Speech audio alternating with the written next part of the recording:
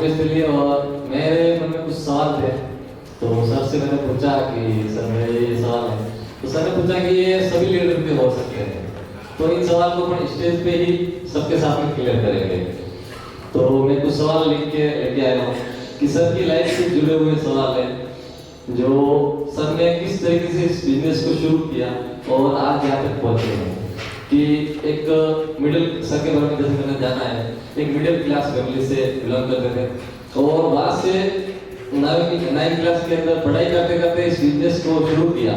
तो मार्केटिंग का क्या लगा कि नेटवर्क मार्केटिंग ही करनी चाहिए उस टाइम के अंदर, उस उम्र के अंदर, और आज यहाँ तक पहुँचे। तो उस बीच के अंदर जो जर्नी रही है उसके बारे में सर से पूछना चाहूँगा एक सवाल। मुझे सवाल जब मैंने पढ़े तो मुझे लगा कि वैसे ये सवाल हर एक डायरेक्ट सेलर के मन में हो सकते हैं। वजह कि जब हम काम कर रहे होते हैं तो बहुत सी चीज़ें हमारे साथ घटती है, बहुत सी चीज़ें हमारे साथ होती है, तो उसमें हमें ये लगता है कि भाई हम जो कर रहे हैं वो सच में सही है या करने लायक है भी या नहीं है। जब सवाल मुझे मेरी ज़िंदगी से, तो सर बता रहे हैं मेरी ज़िंदगी से कम जुड़े हैं, लेकिन हर एक सवाल के पीछे एक बहुत बड़ा रीज़न जुड़ा हुआ है कि क्या अगर ऐसा हमारे साथ हुआ तो क्या होगा। तो मैंने सोचा कि आपको ही जवाब दे दूं, या फिर मैंने कहा नहीं, इन सवालों को हम लोग अगर आधे घंटे के लिए मंच पर शेयर करेंगे तो हो सकता है कि हर एक आदमी अपनी ज़िंदगी में एक टारगेट लेकर के आके निकल सके। तो स्वागत है सर आपका, आपके सवालों का। थैंक यू सर, आपने मुझे मौका दिया। जी सर, पहला सवाल है कि आपके हिसाब से डायरेक्ट सेलिंग क्या है? वैसे डायरेक्ट सेलिंग का मतलब बहुत सिंपल सी भाषा में अगर हम समझें तो एक छोटा सा जवाब है कि इसके नाम में ही इसकी परिभाषा छुपी है कि डायरेक्ट सेल का मतलब सीधा बेचना।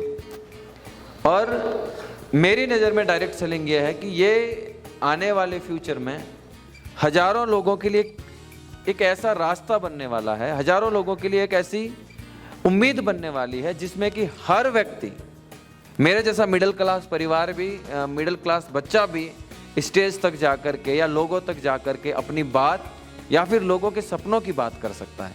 तो मेरे हिसाब से नेटवर्क मार्केटिंग या डायरेक्ट सेलिंग एक वो रेलवे पटरी है, वो एक रोड लाइन है या वो एक एयरलाइन है जिसके ऊपर एक मिडिल क्लास बंदा सवारी करके अपने सपनों को या फिर अपने परिवार के इतिहास को बदल सकता है और एक नई दिशा की ओर अपना नाम रोशन कर सकता है।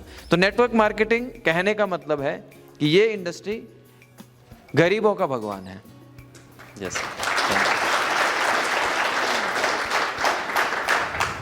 जैसे मैंने सुना है कि आपने इसको शुरू किया तो एक मिडिल क्लास फैमिली से आप बिलोंग करते थे, तो उस टाइम के अंदर जैसे गांव के अंदर आप रहते थे तो जो आपके फ्रेंड सर्कल भी बड़ा नहीं था, फैमिली मिडिल क्लास फैमिली, किसान फैमिली से बिलोंग करते हो, तो उस टाइम में आपने कैसे लिस्ट बनाई और उस टाइम में शुरू कैसे किया, शुरुआती जर्नी?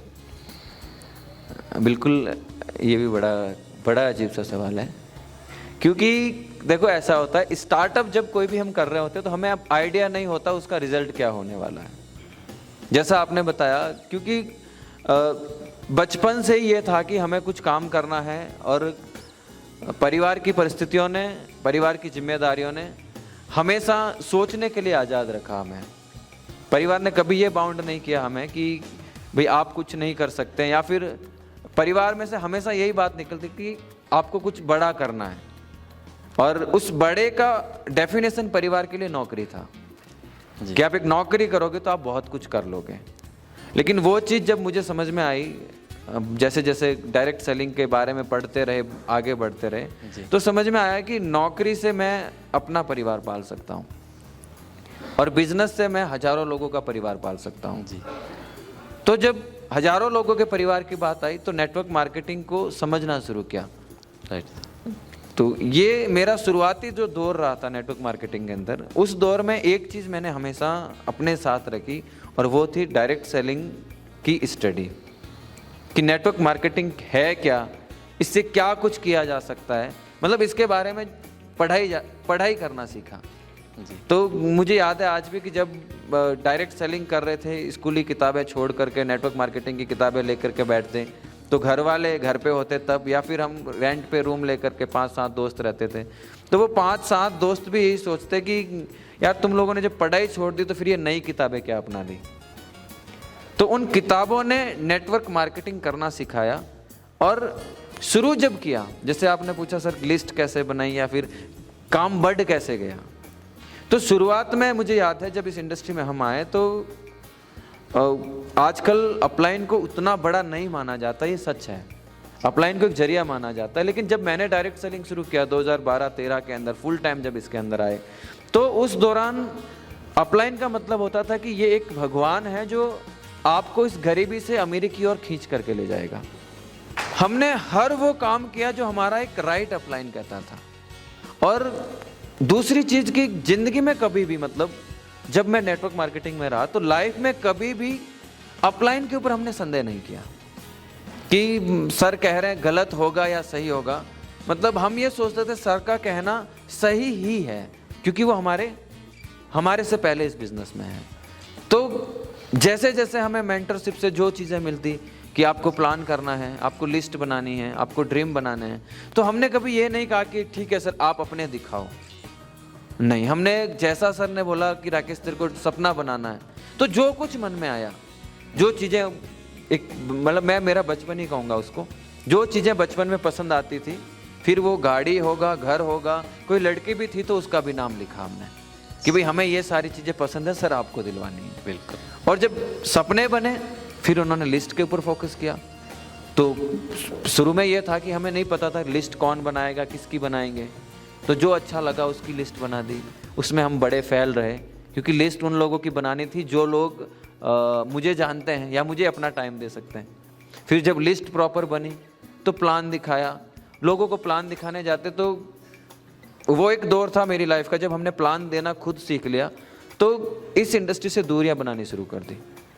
क्योंकि जब हमने खुद प्लान देना शुरू किया तो रिजल्ट क्लोज नहीं होता था, आसानी से रिजल्ट नहीं मिल जाता, लोग मना कर देते। तो एक दौर ऐसा आया कि हमें लगा नेटवर्क मार्केटिंग सबसे खराब धंधा है, क्योंकि इसमें कोई किसी को सुनता ही नहीं। लेकिन फिर वही भगवान के पास जाते कि आप बताएं क्या करना है। सर लोग तो ऐसा कह रहे हैं, कैसे चल पाएंगे हम, लोग इग्नोर कर रहे हैं हमें, हमारे दोस्त ही हमारे ऊपर हंसने लग गए। तो उस टाइम में हमारे अपलाइन ने बताया कि देखो बेटा, सक्सेस तुम्हें होना है, तुम्हारे दोस्त या तुम्हारे जो रिश्तेदार तुम्हारे ऊपर अंगुलियां उठा रहे हैं उन्हें सफल नहीं होना है। तो तुम्हें तेरे सपनों के लिए काम करना। तूने सपने लिखे? मैंने कहा लिखे। तो वो जब सपनों पर लाते हमें तो फिर हम प्लान करने निकलते, और प्लान करते करते हम लोगों ने प्लान यानी बोलने में, बात करने में वो फिनिशिंग आ गई हमारी कि ईजी से हर किसी से बात करने लग गए। और जब इस इंडस्ट्री का डायरेक्ट सेलिंग का मेरी नज़र में एक सबसे मजबूत पावर जो है वो है कि आप इस इंडस्ट्री में बोलना सीख जाओ। राइट। अब बोलने के अंदर भी कई सारे साथी हमारे साथ थे जो हमसे भी अच्छा बोलते थे, लेकिन वो क्या बोलते थे वो उनको खुद को नहीं पता होता था। तो हमारे अपलाइन ने हमें हमेशा यही बताया कि आप ईमानदारी से काम करें, जो सच है वो बोलें, और आपका बोलना जो हो वो किसी की ज़िंदगी बदल सके इसलिए बोलो, या आपका बोलना आपके चुप रहने से थोड़ा महंगा हो तो बोलो, नहीं तो मत बोलो। तो हमने शुरू से ये रखा कि कम बोलेंगे, या फिर बोलेंगे तो चुप रहने से अच्छा ही बोलेंगे। तो बोलना सीखा, प्लान किया, और जब ड्रीम लिस्ट निकालते थे हम हमारी, तो काम तो अपने आप होता था सर। तो मेरा इस इंडस्ट्री में यहाँ तक पहुँचने का सबसे पहली वजह जो रही है वो मेरे सपनों की डायरी रही है। राइट। कि उस चीज़ को हमेशा हमने आगे रख करके मेहनत की तो आगे बढ़ गए। यानी कि सपनों को लिखना जरूरी है, सपनों के लिस्ट सपनों को बनाना जरूरी है। मतलब ड्रीम है तो आप नेटवर्क मार्केटिंग में सक्सेस है, अगर सपने नहीं है तो मतलब एक मैं ये मानता हूँ कि जिंदगी लाश घूम रही है जिसका किसी भी दिन अंतिम संस्कार करना पड़ सकता है। सही। और अगर सपने हैं तो तुम्हारे अंदर हमेशा जवानी रहेगी, जुनून रहेगा, जोश रहेगा, जज्बा रहेगा, तुम किसी को करने के लिए काम करोगे। जैसे सर कि हम जैसे कम उम्र, जैसे आपने शुरू किया कि 9th क्लास से इसको शुरू किया, तो कम उम्र के अंदर जैसे बोलते हैं लोग कि हमारे तो दौड़े आ गए, तो उसको कैसे फेस करते हैं? आपकी तो उम्र ही क्या, बच्चों को देख के फिर बोलते हैं कि ये क्या सिखाएगा हमको, या ये क्या बिजनेस करेगा? हाँ, ये हमारा कल्चर रहा है सर। ऐसा है कि हर कोई आदमी सोचता है कि मतलब ये हमारी यहाँ की एक थ्योरी ये सेट हो गई है कि हम किसी बड़े से ही सीखेंगे। यानी जिसकी उम्र ज़्यादा है उसके पास आपसे ज़्यादा नॉलेज है। तो मैं तो इसका बहुत बड़ा विरोधी हूँ कि इस इंडस्ट्री में उम्र मायने नहीं रखेगी। आप कम उम्र के हैं, आप ज़्यादा उम्र के हैं, कोई फ़र्क नहीं पड़ता। और जिनसे हमने सीखा, जिनसे हमने बात की, जो हमें सिखाते थे, वो हमसे उम्र में बहुत बड़े थे, लेकिन जब हम डायरेक्ट सेलिंग में सफल हुए और हम जिन लोगों को सिखाते थे उनकी उम्र बहुत कम होती थी। तो ये जो एक्सक्यूज़ करते हैं कि यार हमने ज़्यादा उम्र है, हम आपकी क्यों सुने, क्यों माने, तो मैं हर एक डायरेक्ट सेलर को यही कहना चाहूँगा कि सीखने के लिए आपका माँ या पिता हो ज़रूरी नहीं है। आप अपने बच्चों से भी अच्छा सीख सकते हैं, और जब बच्चों से सीखेंगे तो ज़रूर कुछ नई तकनीक सीखेंगे जिससे कि आप आगे बढ़ जाएंगे। तो सीखना ज़रूरी है। जैसे उस शुरुआत किया तो वहाँ से लेके एक जीरो से शुरुआत से आज करोड़ों के जैसे सन सिटी सोलर के आप जो एमडी का रोल आज फाउंडर बने हो, को फाउंडर, तो वहाँ से वो जर्नी किस तरीके से रही आपकी? क्योंकि इस लोगों को सबको पता है कि आपने शुरू किया और आप एमडी हो, लेकिन इस बीच के अंदर जो कठिनाई है, जो मुसीबतें रही, वो क्या जर्नी थी आपके बीच में? देखो, जर्नी जब शुरुआत होती है किसी भी यात्रा की तो बड़ी दर्द भरी होती है, और दर्द भरी इसलिए होती है क्योंकि हम जो चाहते हैं ना वो दुनिया को पता नहीं होता कि हम चाह क्या रहे हैं। तो जब हमने इस इंडस्ट्री का सिलेक्शन किया तो बड़ी विचित्र दशा थी हमारी। घर से निकाल दिया गया हमें, बोला कि नहीं तुम ये जोड़ने वाला करोगे तो हमारे घर नहीं आने का। तो 3-4 साल हम घर नहीं गए, माँ बाप से दूर रहे, भाई बहनों से दूर रहे जी। और जब करना शुरू किया तो दोस्त यार छूट गए, सब शौक छूट गए सारे। मुझे आज भी मेरे घर पे आपको डिश का, टीवी का कनेक्शन नहीं मिलेगा, क्योंकि बचपन से जब से समझदार हुए तब से पता चला ये पढ़ते आए कि टीवी के आगे नहीं बैठना। तो मुझे डायरेक्ट सेलर से यहाँ तक के सफ़र का जो सबसे इम्पोर्टेंट एक लाइन में अगर जवाब देना चाहूँ जी, तो दर्द की सीमाएं पार कर ली तो यहाँ तक पहुँच गए। ज़्यादातर लोग नेटवर्क मार्केटिंग में असफल होने की वजह होती है कि थोड़ी सी पीड़ा होती है और वो रुक जाता है जी। लेकिन जिसने दर्द को समझ लिया, जान लिया और आगे बढ़ गए, और एज ए डायरेक्ट सेलर हमें हमेशा अवसर मिलते हैं। राइट। मैं एक डायरेक्ट सेलर था, मैं कभी लाइफ में नहीं सोचा था कि हम कभी डायरेक्टर बन जाएंगे, और सच ये भी है कि डायरेक्टर बन के भी मैं ज़्यादा खुश नहीं हूँ एज ए डायरेक्ट सेलर। अगर मुझे आज भी सन सिटी सोलर मौका देती है तो मैं सन सिटी सोलर का सबसे पहला सिपाही बनने को तैयार हूँ एज ए डायरेक्ट सेलर, क्योंकि जो डायरेक्ट सेलर के पास आज़ादी होती है, राइट, वो आज़ादी मार्केट में आपको किसी भी धंधे में नहीं मिलने वाली है। फिर चाहे आप किसी राजनीति में बड़े शिखर पर पहुंच जाए या फिर आप किसी कंपनी के डायरेक्टर बन जाएं, क्योंकि सबसे आसान काम, स्वतंत्र काम करना आज एक डायरेक्ट सेलर के हाथ में है। बिल्कुल। तो direct seller, as a direct seller अगर कभी मौका मिलेगा तो ज़रूर हम सन सिटी में एज ए डायरेक्ट सेलर काम करेंगे। जैसे फील्ड के अंदर हमारे साथ बहुत सारे साथी ऐसे हैं जो उनको घर की जिम्मेदारी भी है और घर के कामकाज और खर्चा भी मेंटेन करना पड़ता है, तो उनके काम के साथ साथ इस सिस्टम को वो सफल तरीके से कैसे कर सकते हैं? बोलते हैं कि जैसे उधर काम करेंगे तो इधर का रह जाएगा, इधर का करेंगे तो उधर का रह जाएगा। मेरा इसमें थोड़ा स्पष्ट पक्ष रहता है कि आप अगर 2 काम साथ करना चाहते हैं तो आपके सपने नहीं हैं, और अगर आपके सपने बड़े हैं तो फिर एक काम से पूरे किए जा सकते हैं। जब आप 2 नाव की सवारी करेंगे, कई सारे लोग इस बिजनेस में आते हैं, वैसे डायरेक्ट सेलिंग बताया भी इसी तरीके से जाता है कि ये पार्ट टाइम बिजनेस है। तो ये बिजनेस पार्ट टाइम तब तक है जब तक आपको इस बिजनेस पर बिलीव नहीं है, और जितने भी लोग इस धंधे को पार्ट टाइम कर रहे हैं जी, तो मैं ये मानता हूं कि उनको अभी तक इस कॉन्सेप्ट पर भरोसा नहीं है। राइट। लेकिन जिस दिन आपको विश्वास हो जाए उस दिन फिर आप एक ही राह चुने, नेटवर्क मार्केटिंग की, सन सिटी सोलर की या डायरेक्ट सेलिंग की। अगर आप एक राह पर चलेंगे तो आपके खर्चे भी निकलेंगे, टीम भी बनेगी, कद भी बढ़ेगा, सपने भी बढ़ेंगे और सफल भी होंगे आप। अगर आप 2 नाव की सवारी करेंगे, आपको लगता है मैं वहां से कमा करके यहाँ खर्च कर दूंगा, तो मेरा मानना है कि फिर आप नेटवर्क मार्केटिंग नहीं करें। आप वहीं कमाएं जहाँ से खर्चा निकल रहा है, क्योंकि नेटवर्क मार्केटिंग खर्चा निकालने के लिए नहीं की जाती है। नेटवर्क मार्केटिंग की जाती है सपनों को पूरा करने के लिए, और सपने पूरे एक बड़े खर्चे से, बड़े बजट से होते हैं। तो दिन के 500,000 रुपए जो कमाते हैं वो तो कहीं आने ही नहीं आड़े। तो मैं इसमें स्पष्ट रहता हूँ कि करो तो डूब कर करो, नहीं तो छोड़ दो। अगर डूबने की मादा रखते हो, हिम्मत रखते हो, तो कोई एक ऐसा साथी आएगा, अगर तैरना नहीं भी आता है तो या तो तैरना सिखा देगा या फिर आपको अपने कंधे पर बिठा करके पानी से बाहर लेकर के आ जाएगा। तो ये एक बहुत बड़ी छलांग है। इस छलांग को जिसने लगा दिया तो फिर आप ये चिंता मत करना कि मेरे प्राण निकल जाएंगे। आपका प्राणपति बाहर आपका इंतजार कर रहा है। अगर उसको लगेगा ना 10-15 सेकंड से ज़्यादा हो गए, आप डूब रहे हैं, वो खुद छलांग लगाए, क्योंकि उसको तैरना आता है और वो प्राणनाथ होता है। इस सिस्टम में आपका अपलाइन। जैसे इसी से जुड़ा जैसे हमारी नारी शक्ति है, तो नारी शक्ति जैसे दूर फील्ड में भी नहीं जा सकते, जैसे घर छोड़ के भी बाहर जाना पड़ता है, बाहर रहना पड़ता है, तो वो सारी चीज़ें पॉसिबल नहीं लगती है इनको, क्योंकि बच्चे भी है, घर भी संभालना, सब कुछ है। तो वो इस चीज़ को किस तरीके से कर सकते हैं, इस बिजनेस को कैसे सफल तरीके से कर सकते हैं? नारी के लिए मैं ये कहना चाहूँगा कि मेरी नज़र में इस दुनिया का कुदरत का सबसे सुंदर बनाया गया रूप है। और नारी जब डायरेक्ट सेलिंग या इस इंडस्ट्री में आती है जी, तो वो अभाव में तो पहले से गिरी होती है। रही बात वो दूर कैसे काम करने जाए, तो मेरा ऐसा मानना है कि कुछ चीज़ें प्रकृति ऐसी करती है जो किसी न किसी जनरेशन को फ़ायदा दिखाती है।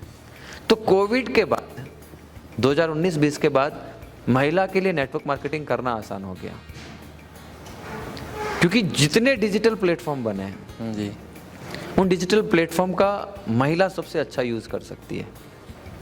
और जितनी चीज़ें एक नारी कर सकती है, शायद उतनी चीज़ें आदमी के बस में नहीं होती। तो महिलाओं के लिए मैं यही कहना चाहूँगा कि आपके सपने बड़े हैं और पुरुष प्रधान देश है, मानते हैं हम। तो अगर आप नेटवर्क मार्केटिंग में सफल होना चाहती हैं तो अपने पति परमेश्वर को साथ लें।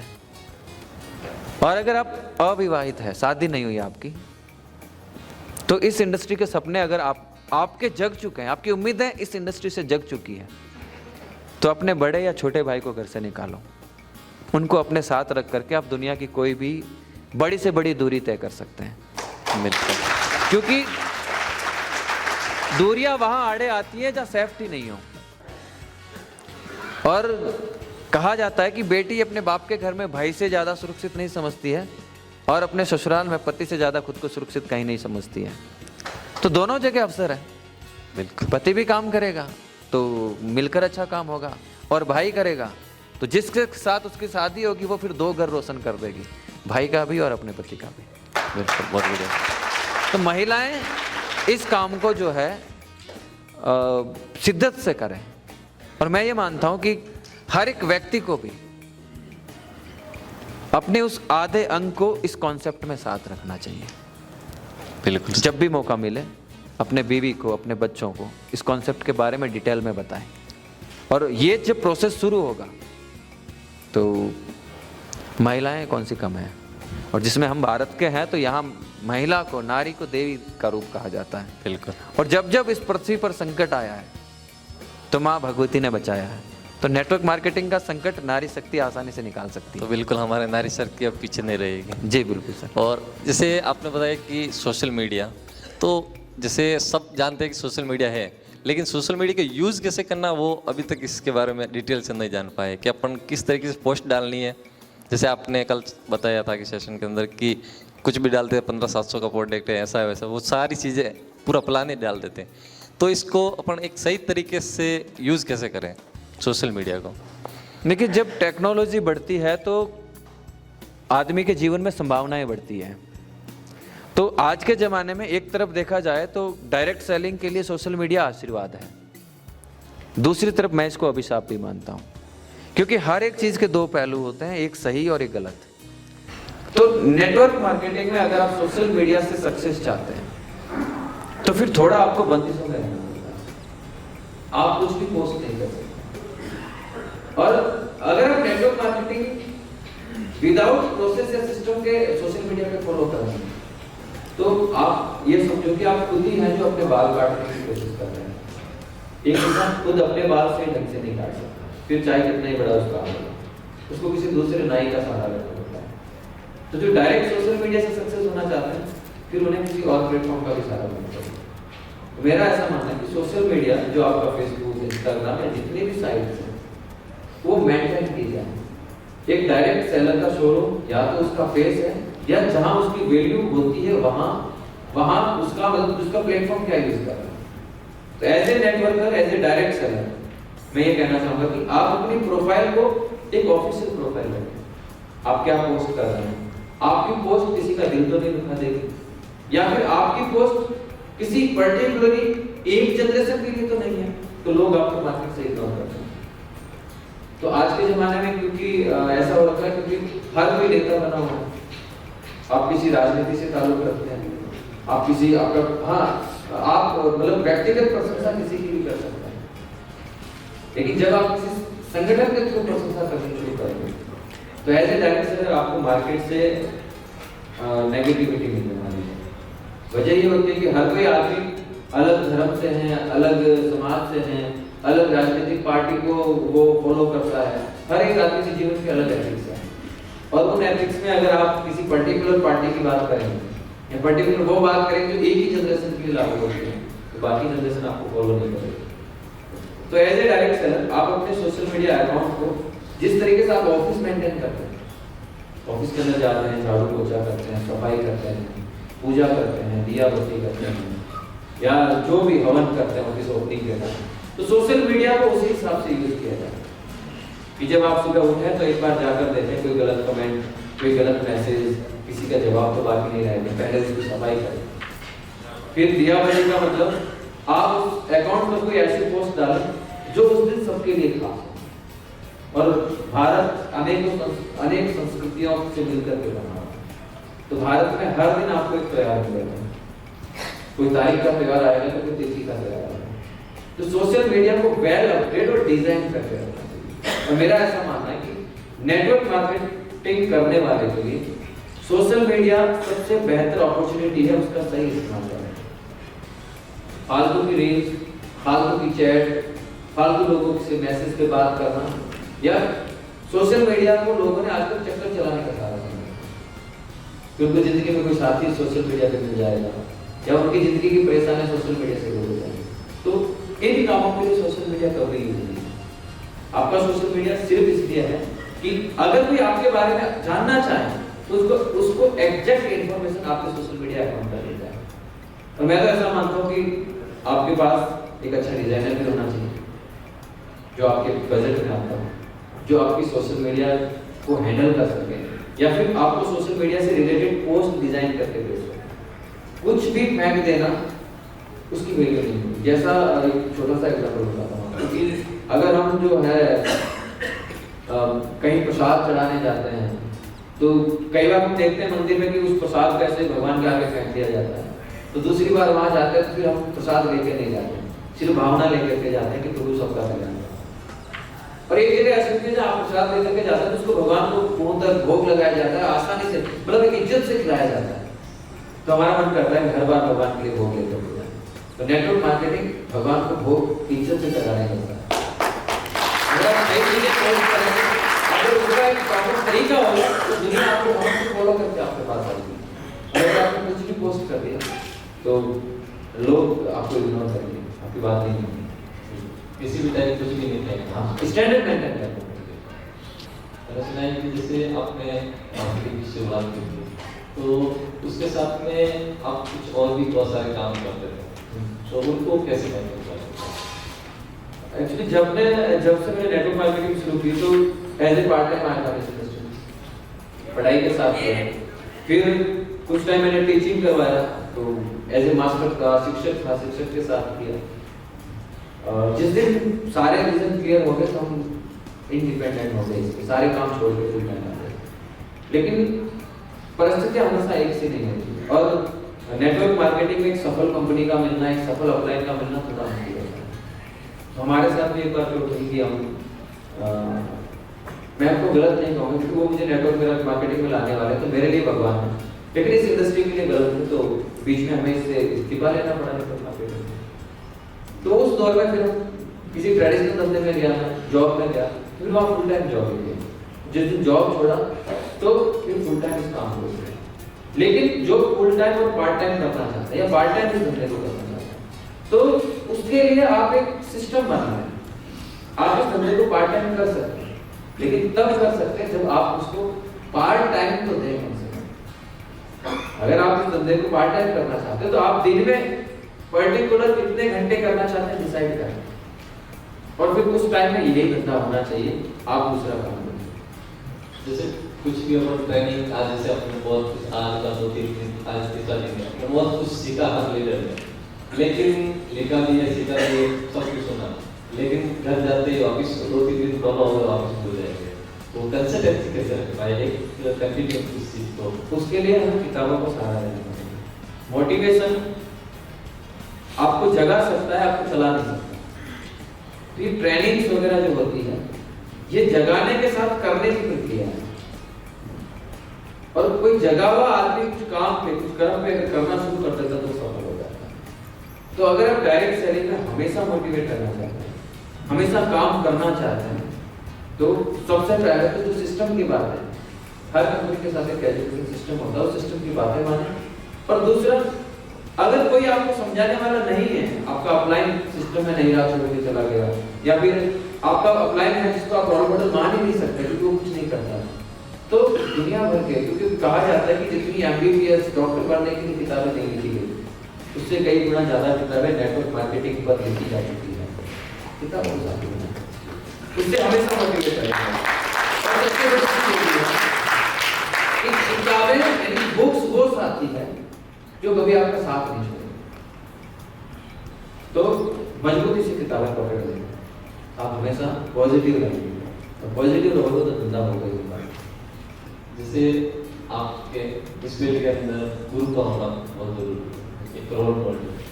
तो मैंने सुना है कि आपके भी आध्यात्मिक गुरु जो रहे हैं, और आपने मैंने ऑफिस के अंदर भी फोटो देखा है, गाइड के अंदर भी है, तो गुरु का क्या महत्व रहा था, क्या रोल रहा है आपकी लाइफ में? और देखिए, गुरु वो व्यक्ति होता है, या मैं गुरु को भगवान मानता हूं। गुरु वो भगवान होता है जो आपको एक सही राह की ओर अग्रसर करता है। तो मेरा ऐसा मानना है कि आपका हर धंधे में एक रोल मॉडल होना जरूरी है। अब वो एक कॉम्बो बहुत जरूरी है, जैसे आपने आध्यात्मिक गुरु की बात की या रोल मॉडल की बात की, ये दोनों अलग अलग प्रक्रिया है। तो बिजनेस गुरु होना बहुत ज्यादा जरूरी है, और बिजनेस गुरु की बातें हम माने कैसे, इसके लिए आध्यात्मिक गुरु भी होना बहुत ज्यादा जरूरी है। हम जिस संस्कृति से हैं, जिस विरासत से हैं, सनातनी है, ये बताते हैं बड़ा गर्व होता है कि हम लोग हिंदू धर्म में जन्मे, उसके बाद हम लोग जो है भारत वर्ष में हमारा जन्म होना, ये हमारे लिए प्राउड की बात है।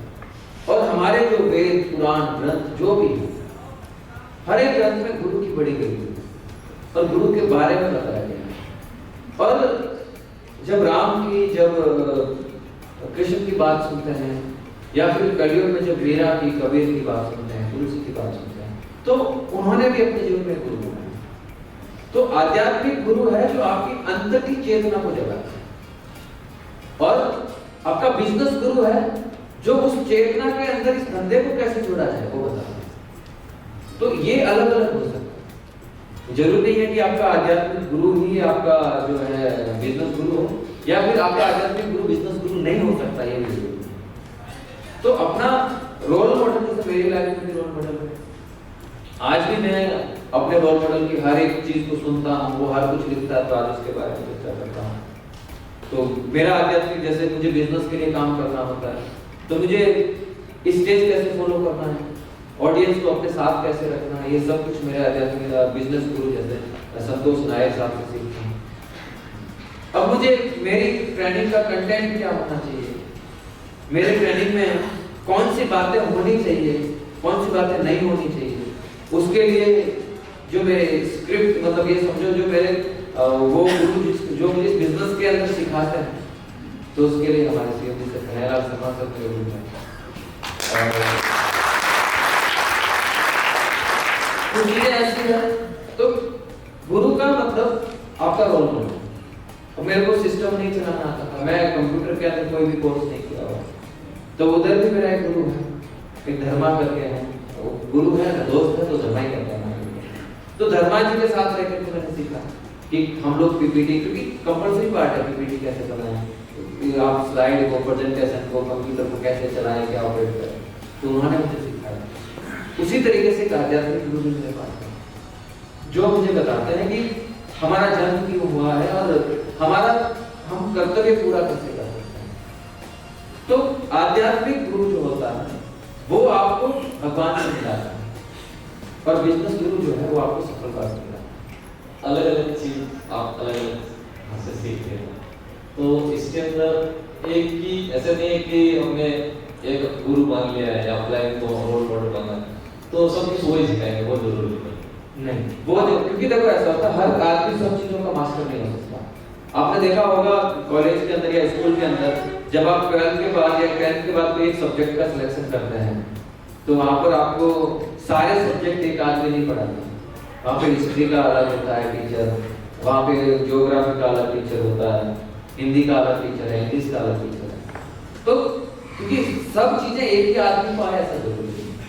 कई सारे लोग क्या करते हैं कि एक ही, वो फिर सब चीजों के लिए एक ही आदमी का चयन करने का मतलब ये हो गया कि आप अपनी जिंदगी का पूरा बोझ उसको दोगे, पूरा सब आप ही हमें करवाओ, तो ये पॉसिबल नहीं है। आज आपने देखा होगा क्रिकेट बड़ी चर्चा में, तो वहां पर एक कोच नहीं होता, वहां फील्डिंग कोच अलग है, बैटिंग कोच अलग है, बॉलिंग कोच अलग है।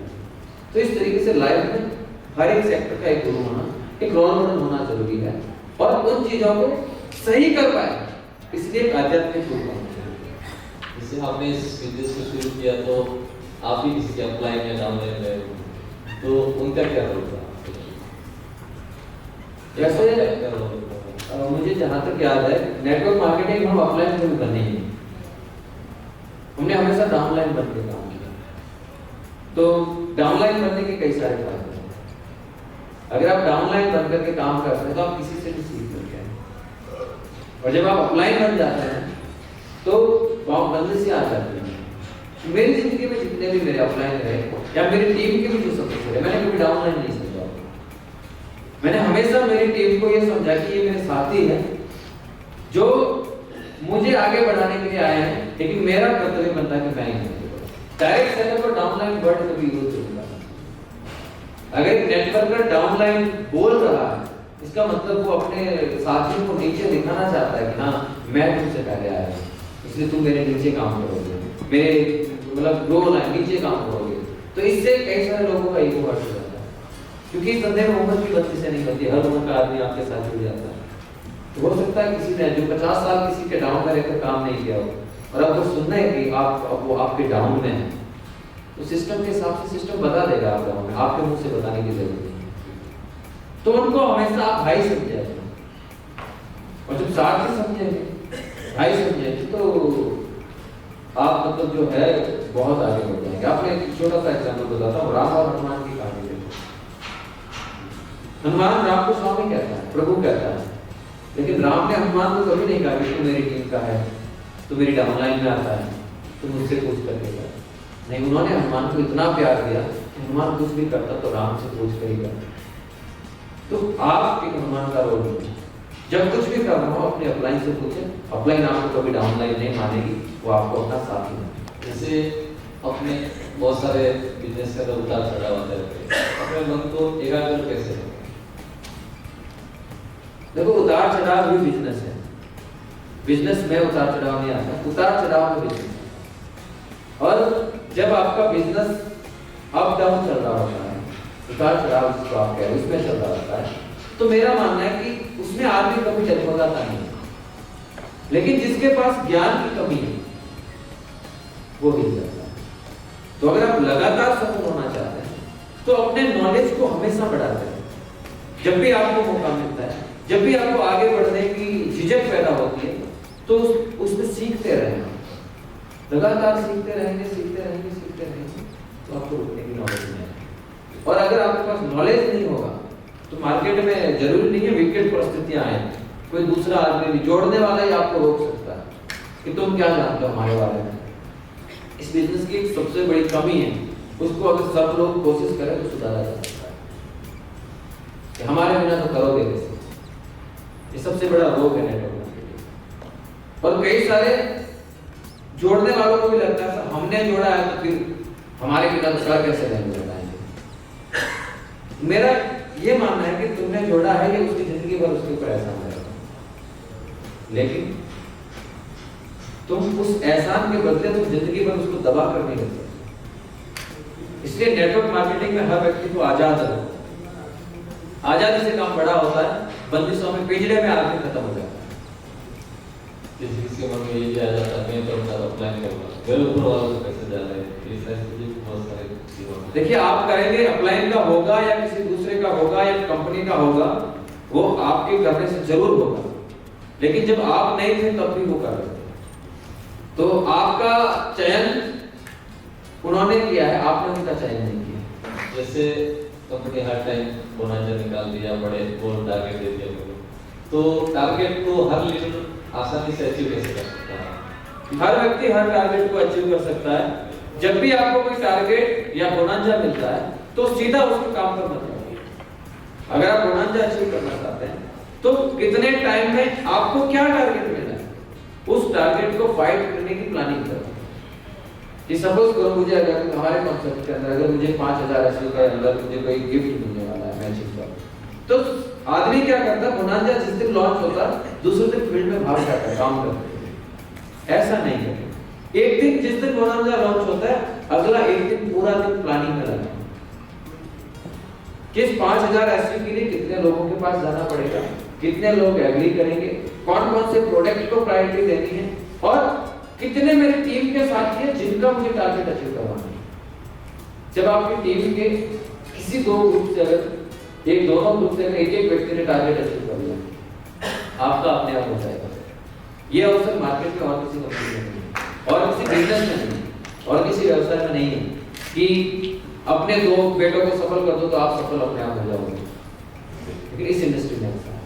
तो टारगेट अचीव करने का सबसे बड़ा शॉर्टकट है टीम के लोगों का चयन करें, उनका टारगेट अचीव करवाएं और खुद की और उनकी प्लानिंग डिजाइन करें कि अगले 90 दिन में मुझे कौन सी जगह कैसे काम करना है।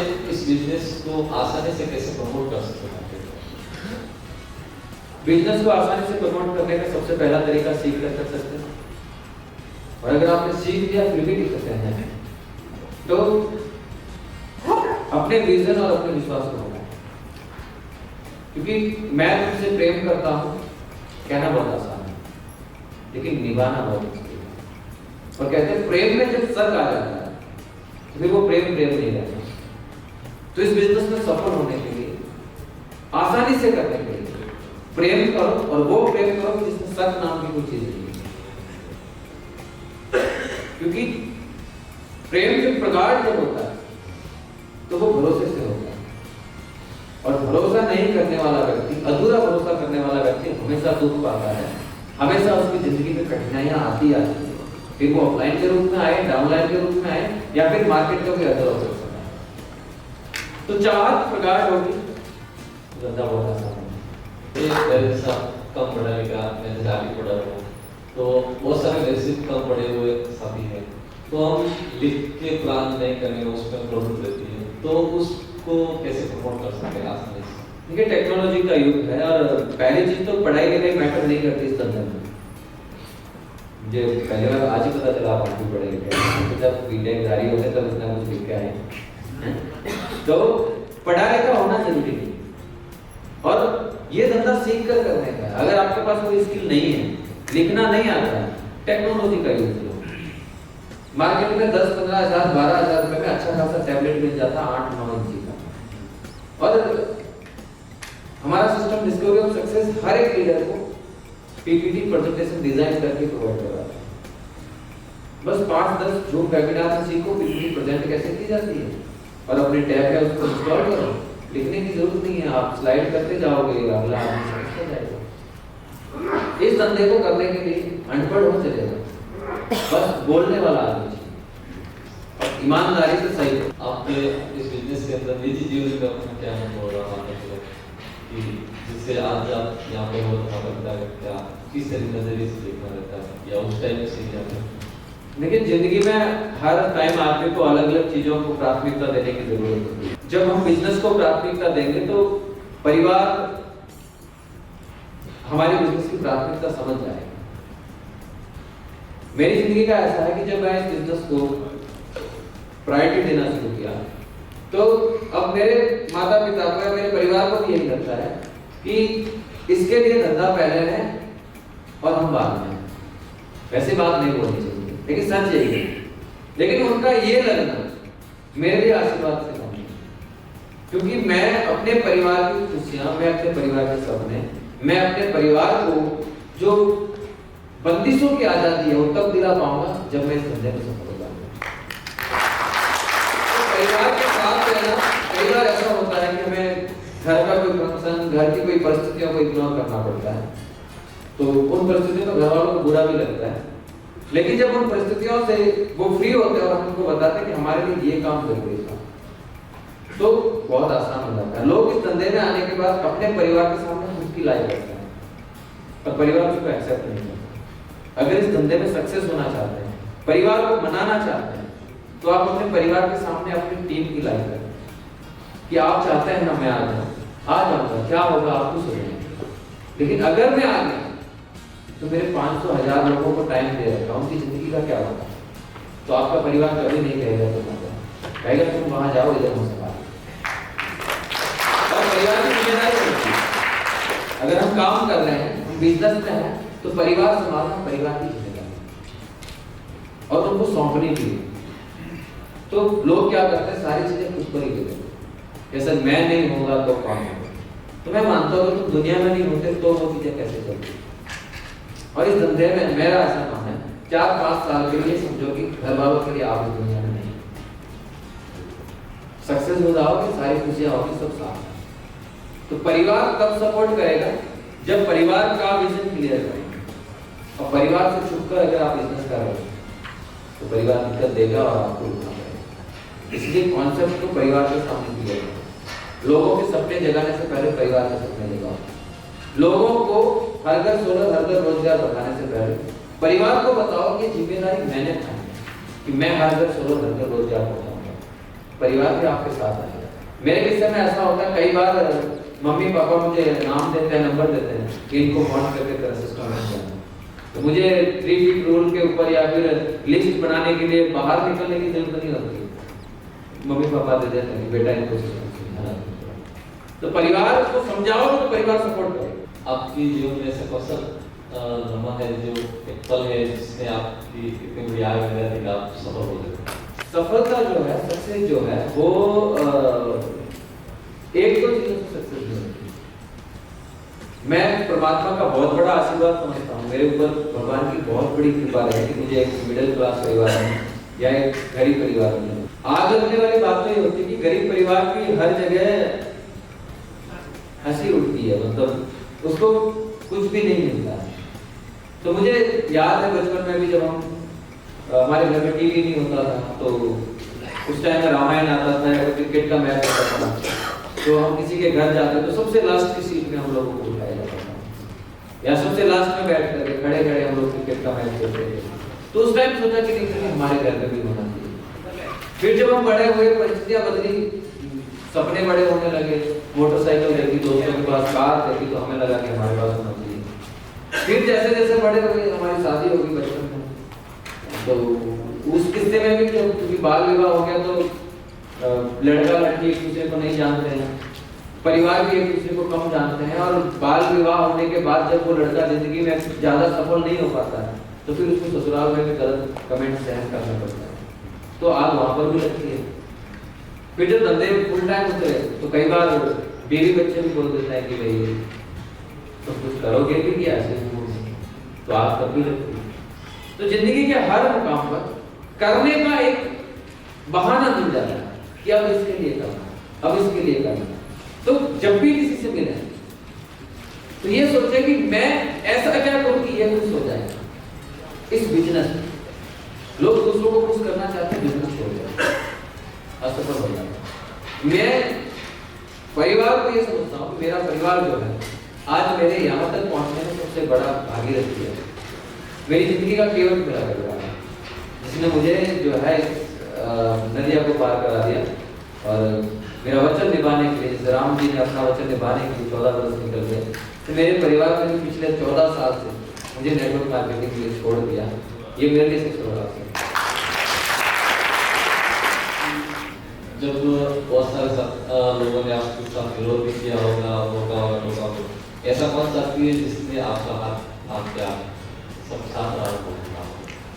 वैसे जिंदगी में मेरे हिसाब से मेरे से ज़्यादा दुखी कोई पैदा नहीं हुआ होगा, क्योंकि कम उम्र में काम पे जाना, उसके बाद काम के लिए घर वालों का घर से निकाल देना, और फिर जब काम खुद का शुरू करना तो आपको फैमिली सपोर्ट बिल्कुल नहीं मिलना, और उसके बाद भी कई सारी परेशानियां रही।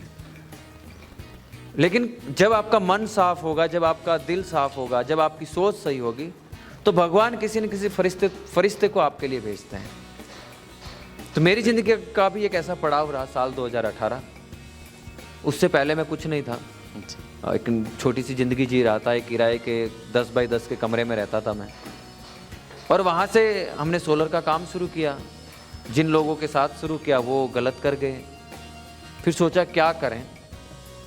तो इतने में मुझे जो है, मतलब एक गुरु की कृपा समझता हूँ मैं इसको, क्योंकि आपको आप जैसा आदमी मिलना थोड़ा मुश्किल होता है।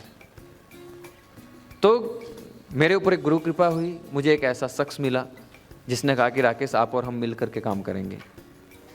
तो जब ये डिसाइड किया गया तो उनको भी मेरे बारे में, क्योंकि जब आपका सफलता का सफ़र तय होता है तो लोग आपका विरोध करते हैं, तो उनको भी मेरे बारे में बहुत सी चीज़ें लोगों ने बताई, लेकिन उन्होंने मुझ पर भरोसा किया और हम लोगों ने काम साथ किया।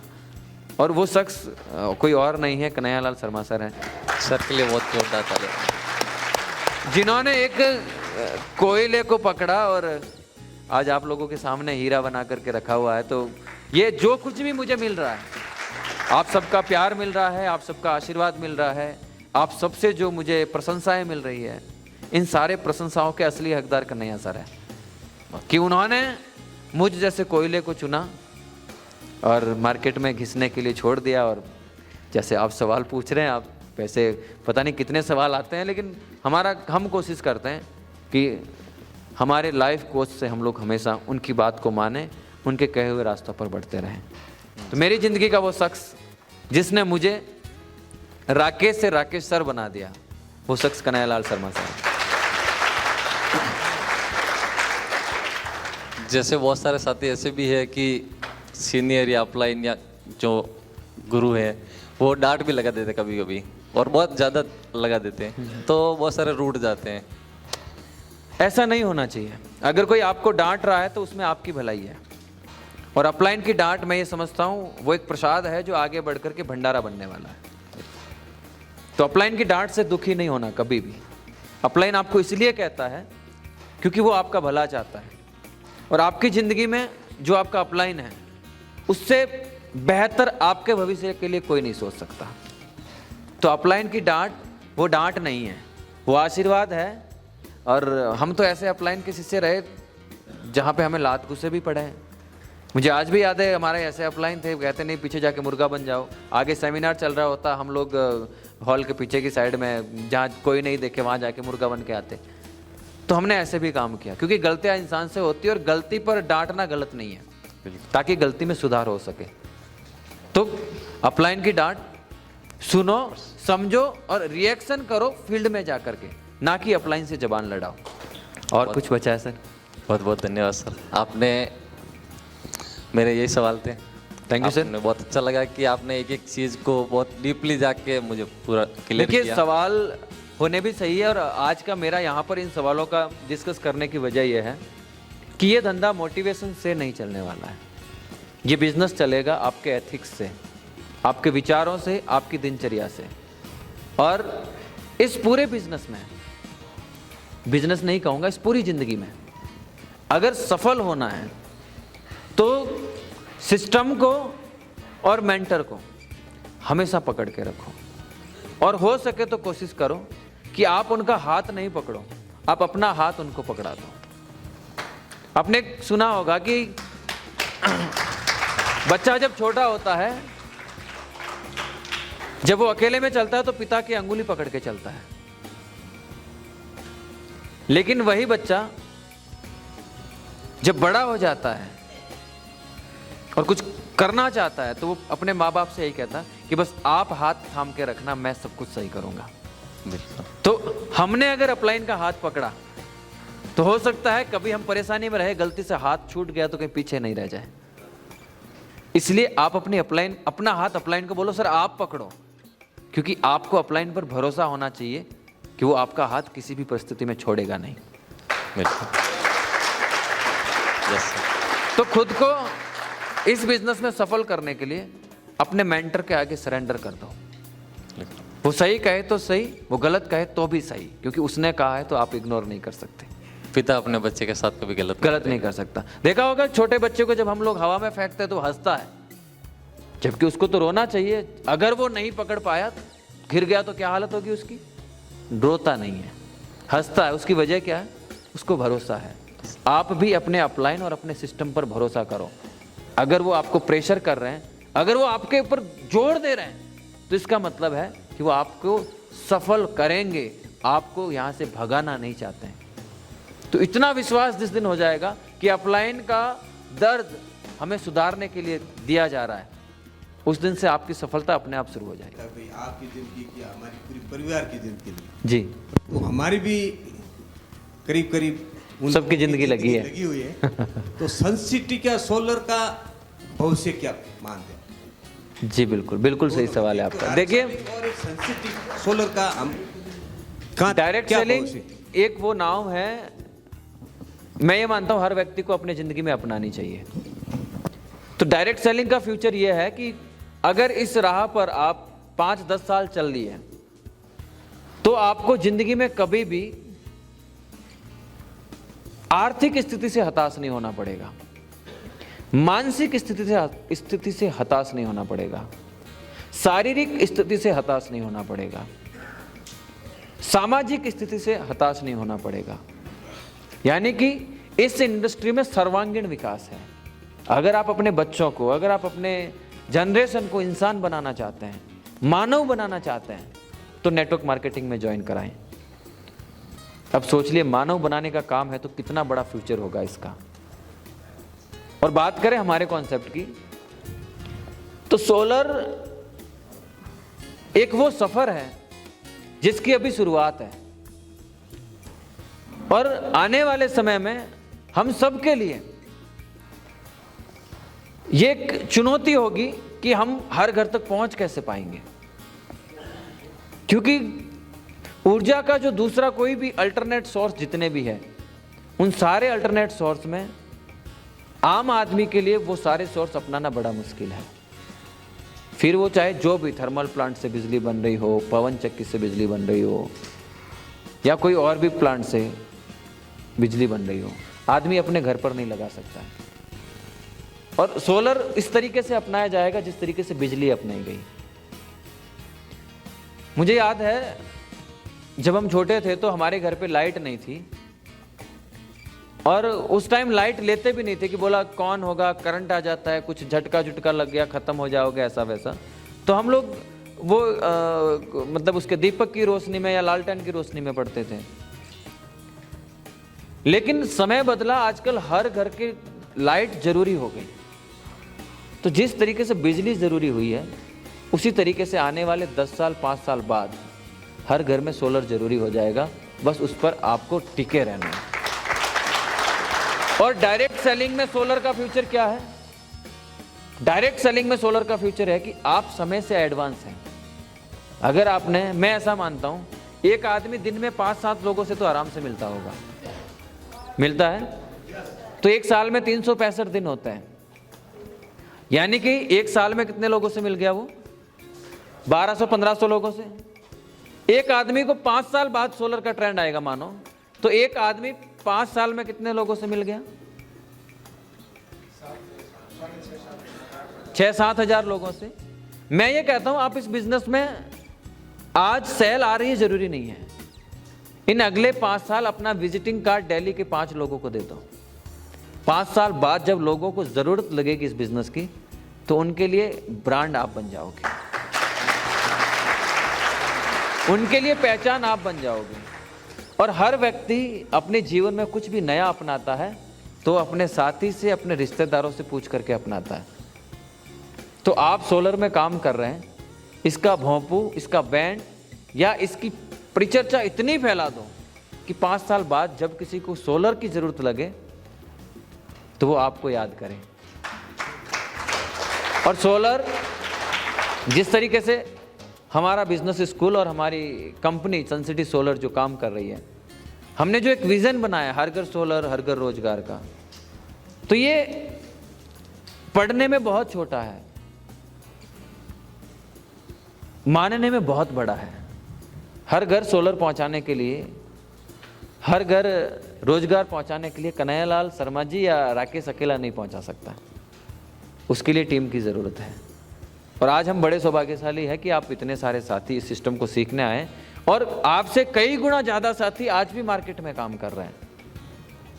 तो हम सब इस मिशन, इस विज़न पर लगे कि आने वाली सदी के लिए हम उनकी खुद की ऊर्जा बनाएं और आने वाली सदी के लिए ये जो आर्थिक स्थिति का हर जगह उपयोग लिया जाता है उसको हटाएं।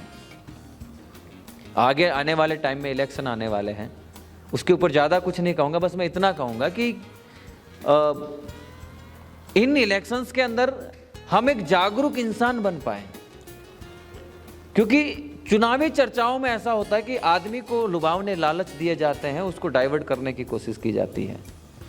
तो मैं ये मानता हूं कि जब चुनाव आते तो मुझे लगता है कि यार यहाँ तो हर व्यक्ति डायरेक्ट सेलर होना चाहिए ताकि उसके पास खुद का विवेक हो। तो हमें विवेकी बनना है और इन आने वाले चुनावों में हमें उन लालच में नहीं पड़ना है जो लालच आने वाली पीढ़ी को चुकाने पड़े। मैं हर बार कहता हूं कि जो कुछ फ्री दिया जा रहा है आज हमें, मेरे हिसाब से ये फ्री एक कैंसर बांटा जा रहा है, और इस कैंसर का भुगतान हो सकता है आप उस फ्री को पाकर के खुश हो रहे होंगे, लेकिन उसका कर्जा आपकी आने वाली पीढ़ी पर तो चढ़ रहा है। तो ये फ्री में जो रेवड़ियां बांटी जा रही है उन्हें हम नहीं स्वीकारें। हाँ, जो चीज फ्री जरूरी है, शिक्षा और चिकित्सा, हर व्यक्ति शिक्षित हो, शिक्षा को फ्री कर देना चाहिए, और स्वास्थ्य हो, स्वास्थ्य फ्री कर देना चाहिए। इन दो चीजों को हर सरकार को प्रमोट करना चाहिए। बाकी की जो फ्री चीजें बांट रहे हो, उन चीजों की जगह आप कोई रोजगार का साधन बनाओ, आप कोई ऐसा प्लेस क्रिएट करो जहां लोग जाकर के अपनी जिंदगी का गुजारा कर सकें। क्योंकि फ्री में जो कुछ बांटा जा रहा है ये एक आम आदमी को अपाहिज बनाने का काम कर रही है सरकारें। तो हम इसका हिस्सा नहीं बन पाए। हम एक जागरूक डायरेक्ट सेलर बने, तो हर एक व्यक्ति जब डायरेक्ट सेलर हो जाएगा तो उसका विजन क्लियर हो जाएगा, और जब विजन क्लियर होगा तो जैसा कि हर मुकाम पर पहुंचने के लिए आदमी को बड़ा सोचना पड़ता है, तो और हर व्यक्ति जब डायरेक्ट सेलिंग में आ जाएगा और उसका विजन क्लियर हो जाएगा, तो जिस तरीके से हमारे प्रधानमंत्री जी का सपना है कि 2048 तक भारत एक विकसित देश हो और हम सब उसके साक्षी बन सकें, इसलिए डायरेक्ट सेलिंग करनी चाहिए। और इसका फ्यूचर ये है मेरी नज़र में कि एक मिडिल क्लास परिवार के पास नेटवर्क मार्केटिंग के अलावा कोई ऐसी ट्रेन नहीं है जिससे वो अमीरपुर पहुंच सके। बहुत बहुत धन्यवाद सर। जी, थैंक यू मुकेश सर, आपका बहुत बहुत शुक्रिया।